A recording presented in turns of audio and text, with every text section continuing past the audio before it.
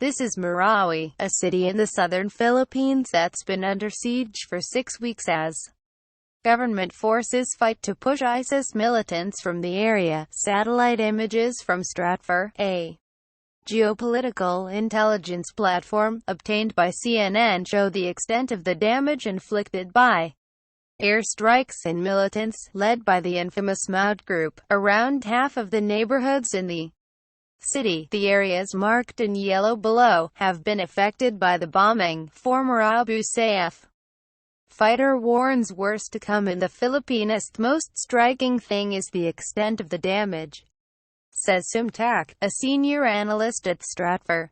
We didn't expect it to be that big. We heard about the airstrikes and artillery, but it's pretty bad throughout the city, he says. When I've looked at other war zones, the closest thing to compare Marawi to is Mosul, Iraq. I haven't seen battlefields where all houses were destroyed like that.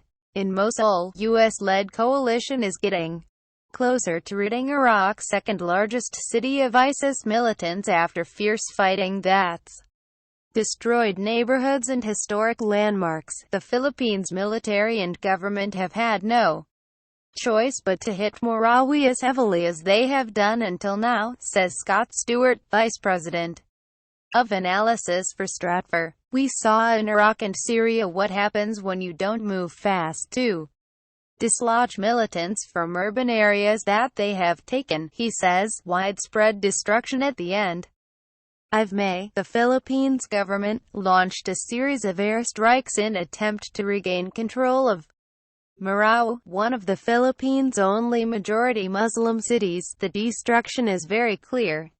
In this image, the buildings are pretty much flattened, and that's happened throughout the city, says Tak. Tak says that at least some of the damage is caused by the militants.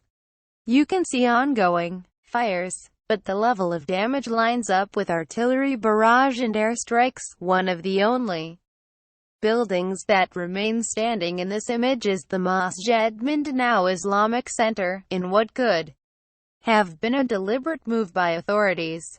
The Philippines has taken on a similar approach to U.S. in modern conflicts, trying not to damage the mosque so not to be perceived as waging a war on Islam, not the militants, Tak says.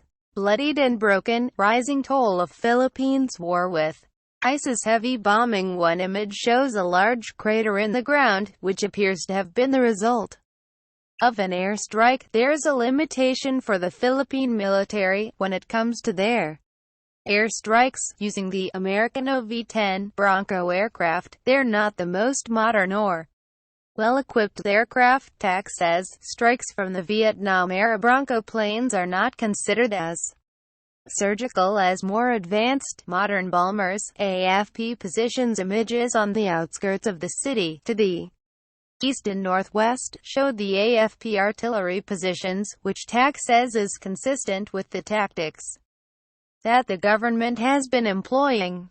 We didn't notice any big groups of military vehicles. Basically we saw little groups of cargo trucks around the city, he says. If you look at how the AFP has been fighting, this lines up with this, house by house, street by street, with infantrymen on the ground, supported by airstrikes and artillery. Destruction, followed by reconstruction. The real battle for hearts and minds will begin once the last remaining militants are finally ousted from their positions, says Stewart. If blame for the city's destruction is seen to be the fault of the government, it will drive up sympathy for the militants. But if it is assigned properly, and the militants are seen to have wrought this destruction through their actions, it could have a deleterious effect on ISIS attempts to stake Mindanao as an outlying province of its dreamed-of caliphate, he told CNN.